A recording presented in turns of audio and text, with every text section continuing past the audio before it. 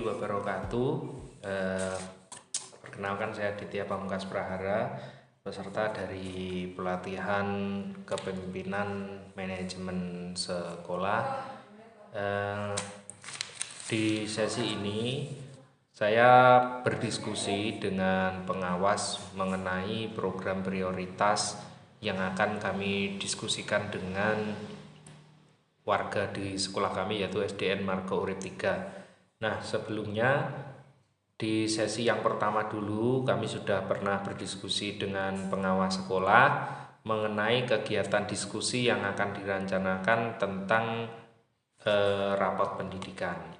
Kemudian setelah mendapat saran-saran dari beliau, Bu Derista, kami melaksanakan diskusi dengan warga sekolah, yaitu Bapak Ibu Guru, paguyuban, dan komite, perwakilan komite.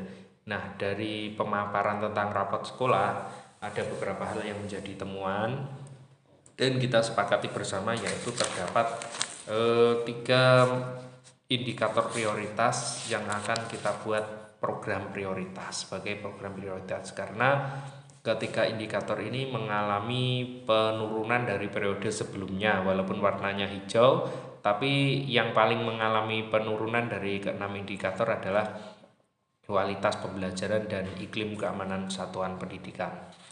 Tentang kualitas pembelajaran, yaitu guru kesulitan mempelajari teknik dan metode mengajar. Kemudian kualitas pembelajaran, guru kesulitan menangani pembelajaran dengan kompetensi murid yang beragam, itu akar masalahnya. Kemudian akar masalah dari iklim keamanan satuan pendidikan adalah kurangnya pemahaman siswa terhadap jenis-jenis perundungan. Jadi siswa kurang begitu tahu bahwa ada beberapa hal yang mereka lakukan itu ternyata adalah salah satu jenis perundungan. Di diskusi dengan pengawas yang kedua ini, kami melakukan via video call karena keterbatasan waktu. Yang awalnya pengawas sekolah kami menjadwalkan hari Jumat, ternyata kami sore di WA oleh beliau bahwa beliau Jumat tidak bisa karena ada undangan di Dinas Pendidikan, dan hari Jumat itu beliau tidak berkenan, tidak bisa dengan kesibukan lain. Beliau menyarankan untuk Senin, dan karena keterbatasan jadwal dari pelatihan ini yang mengharuskan hari Jumat sudah diupload, akhirnya kami bersama pengawas bersepakat untuk melaksanakan video call dengan tujuan untuk berdiskusi. Nah, sebenarnya saya ingin menampilkan secara penuh video callnya karena pada 10 menit atau 5 menit awal itu perekam layarnya mengalami masalah, yaitu yang semula merekam tiba-tiba saja filenya menghilang. Jadi rekamannya belum saya stop, tiba-tiba menghilang sendiri. Itu mohon maaf mengalami kesulitan di 5-10 menit awal kami berdiskusi. Ya, yang intinya adalah saya meminta saran kepada pengawas sekolah tentang ketiga indikator prioritas ini untuk dicarikan solusi. Nanti saya bahas di pertemuan dengan warga sekolah berikutnya. Yang pertama adalah menyusun perencanaan pembelajarannya bagaimana, kemudian perencanaan peningkatan kompetensi PTK-nya, dan perencanaan sarana dan prasarana sekolah. Di menit yang hilang itu bisa saya gambarkan bahwa pengawas sekolah menyarankan yang pertama mengenai indikator kualitas pembelajaran, tentang guru kesulitan mempelajari teknik dan metode mengajar. Nah, pengawas menyarankan untuk melakukan asesmen awal terhadap murid-murid.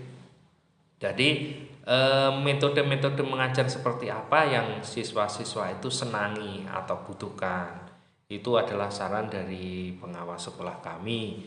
Kemudian untuk PTK-nya, peningkatan kompetensi PTK-nya tentang metode mengajar, Ibu pengawas menyarankan untuk metode mengajar itu dilakukan di komunitas belajar. Jadi ada sesi berbagi praktek baik dari salah seorang guru ataupun kepala sekolah tentang metode-metode mengajar. Seperti itu kurang lebih di rekaman video yang hilang. Untuk video selanjutnya yang sudah terekam bisa dilihat di rekaman setelah ini. Terima kasih dari saya dan mohon maaf karena kendala teknis videonya terpaksa hilang. Untuk setelah ini mohon untuk menyaksikan. Terima kasih. Tadi mungkin ada Bapak Ibu guru yang memang belum memahami metode dan jenis metode pembelajaran. Yang kedua, mungkin Bapak Ibu guru juga sudah mengerti, namun belum pas dengan apa yang dibutuhkan siswa. Sehingga nanti dengan asesmen awal yang kita lakukan sebelum kegiatan pembelajaran itu akan Bapak Guru mengetahui kira-kira seperti apa toh metode yang dibutuhkan anak-anak itu. Apakah yang seperti Pak Adit sampaikan tadi, ada pembelajaran yang menyenangkan, joy learning full itu ya, itu atau dibutuhkan apa di sela-sela pembelajaran ada ice breaking itu, atau mungkin anak-anak lebih suka belajar di luar begitu. Jadi mungkin tahap awal nanti coba nanti didiskusikan kembali di asesmen awalnya, terutama kemampuan belajar dan metode apa toh sebenarnya yang disenangi oleh siswa dan cocok untuk materi yang akan disampaikan oleh Bapak Ibu guru. Mungkin itu dulu. Dan yang kedua mungkin seperti yang Pak Adit sampaikan tadi, yaitu dengan aktivasi memasukkan materi teknik dan metode pembelajaran ke kombelnya Pak Adit.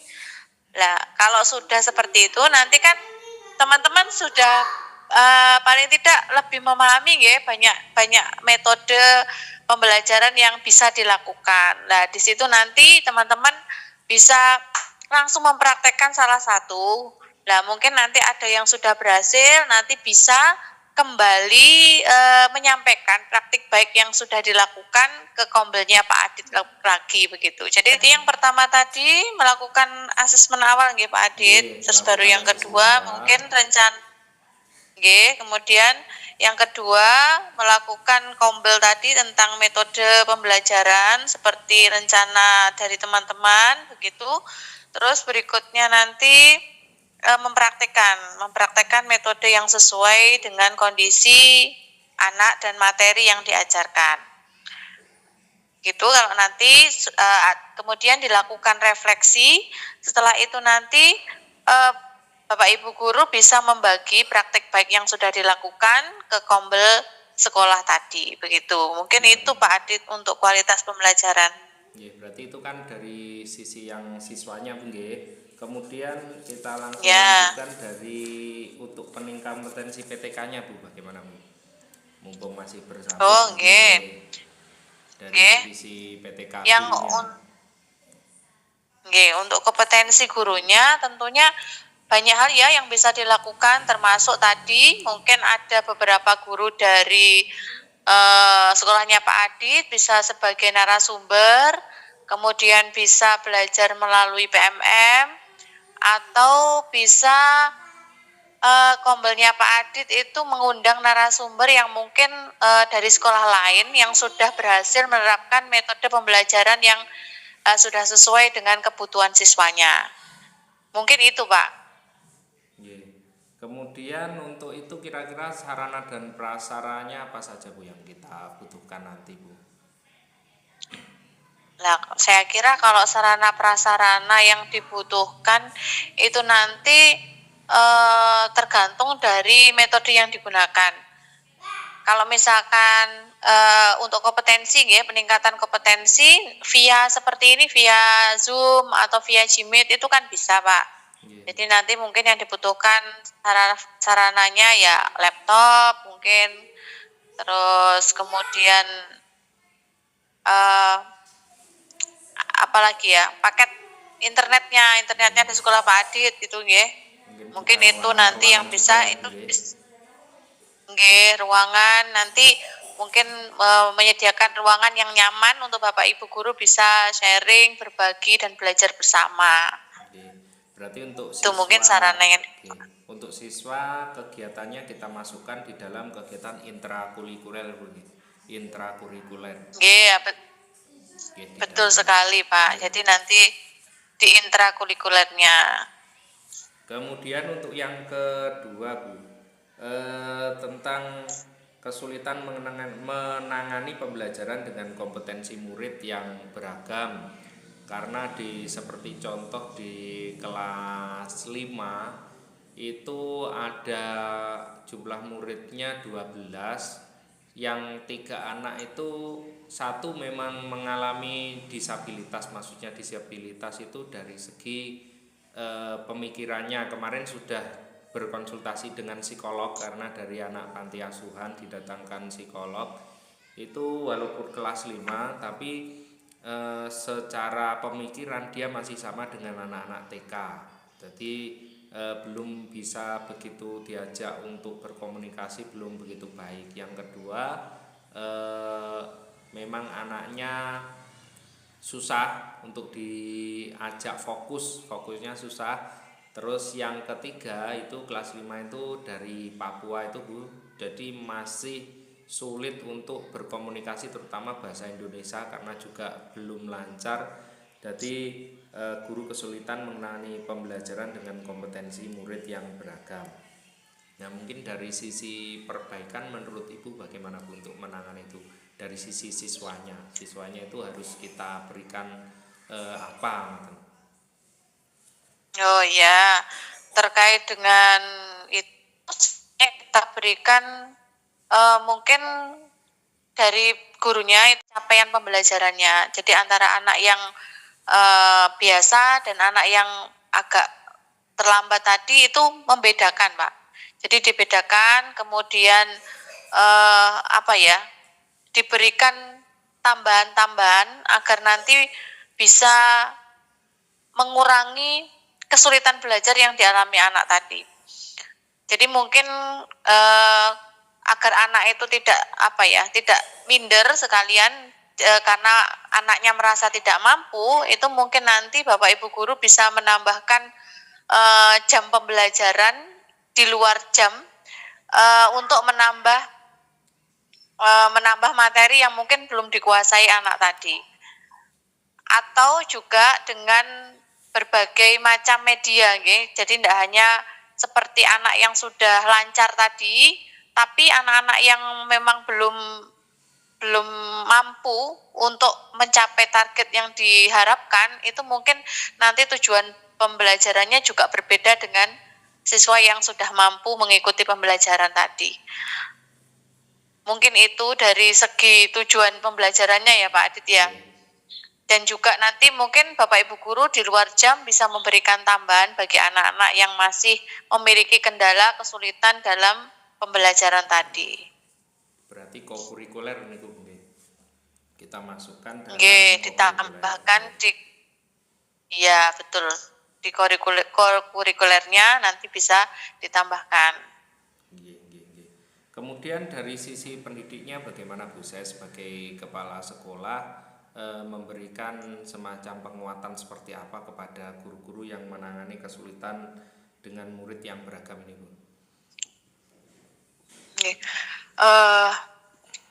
Pak Adit nanti bisa dirapat terutama dengan Bapak Ibu guru, nanti bisa memotivasi Bapak Ibu guru bahwa memang di kurikulum merdeka, di pembelajaran diferensiasi itu kita tidak bisa membedakan tujuan pembelajaran, target pembelajaran yang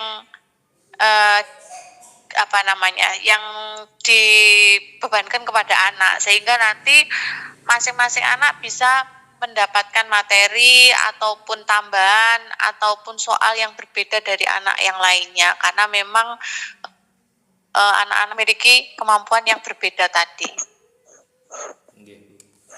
Kemudian ini untuk indikator yang ketiga Bu, langsung tentang iklim keamanan satuan pendidikan, bahwa siswa kurang pemahamannya terhadap jenis-jenis perundungan. Jadi mereka tidak tahu jenis-jenis perundungan itu seperti apa. Yang mereka tahu perundungan itu hanya mengolok-ngolok dan secara fisik. Nah, ini untuk siswanya bagaimana, Bu?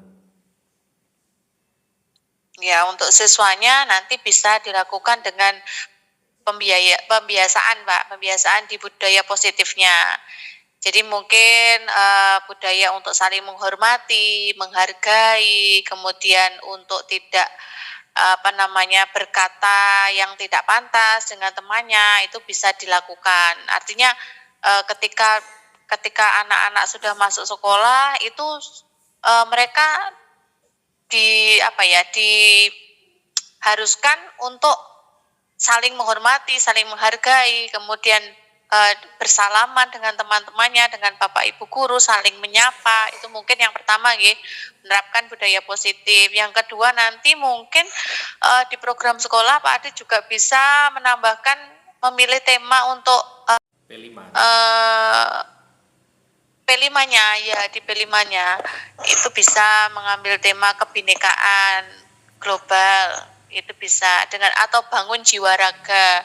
Bangun jiwa raga nanti dikaitkan dengan bagaimana anak-anak itu tahu ini loh yang namanya bullying. Jadi di situ nanti dijelaskan bullying itu apa, jenis-jenisnya apa saja. Jadi mereka tahu, dan kemudian itu sudah ketika anak-anak sudah tahu dan itu terus ketika anak-anak melakukan hal itu kemudian selalu diingatkan, itu insya Allah nanti bisa menjadi karakter yang melekat di diri anaknya. Nah, kemudian untuk dari segi gurunya berarti kita melakukan pembiasaan itu, Bu ya. Misalkan untuk saling bertegur sapa, berarti gurunya nanti kita berikan kesepakatan dari guru kelas 1 sampai kelas 6. Misalkan setiap pagi semua anak-anak di dalam kelas bersalaman. Jadi bersalamannya tidak hanya dengan gurunya saja tapi antara anak-anak. Ngoten nggih. Nggih, betul sekali, Pak. Nggih. Mungkin ada saran lagi, Bu? Nanti yang kita perlu buat kesepakatan dengan guru-guru. Itu mungkin nanti di pembelajarannya juga, Pak. Misalkan ketika pembelajaran berkelompok, lah anak-anak itu dibebaskan untuk memilih anggota kelompok mereka. Jadi artinya di situ Bapak Ibu guru sudah memberikan aturan ya, tidak boleh nanti kita membagi kelompok itu yang laki-laki dengan laki-laki atau perempuan dengan perempuan, terus kemudian satu bangku harus satu kelompok, itu tidak seperti itu. Jadi nanti Bapak Ibu guru bisa diberikan tambahan pengertian untuk pembagian kelompoknya secara acak begitu, Pak. Sehingga nanti semua anggota kelompok itu tidak ada yang istilahnya bolo-boloan, wis kelompok tetap yang ini saja, enggak begitu. Jadi membuat kelompok yang acak, mungkin itu Pak di pembelajarannya. Oke, Bu. Alhamdulillah, terima kasih Bu untuk semua saran-sarannya. Saya catat. Terus untuk rencana saya nanti hari Senin akan mengundang lagi warga sekolah. Mungkin ada pesan-pesan dari Bu Derista, nanti akan saya sampaikan pada Bapak Ibu guru dan juga paguyuban dan komite. Terima kasih Pak Adit. Dan nanti untuk koordinasi dengan komite dan warga sekolah, wali murid itu juga sangat dibutuhkan nanti, sehingga pengertian apa yang di program-program yang ada di sekolah itu nanti juga dengan dukungan orang tua, warga sekolah yang lain, sehingga apa yang kita lakukan di sekolah nanti juga diketahui dan juga didukung oleh warga sekolah, begitu Pak Adit. Mungkin itu nanti. Terima kasih sekali Bu Derista atas waktunya. Mohon maaf ganggu jenengan. Ini karena batas akhir untuk mengupload adalah besok, maka kalau ngerepotin jenengan malam-malam. Sekali lagi saya ucapkan tidak apa-apa Pak Adit. Saya ucapkan terima kasih Bu Derista. Sami-sami, monggo. Membawa kebaikan untuk semua. Assalamualaikum. Amin. Waalaikumsalam warahmatullahi wabarakatuh.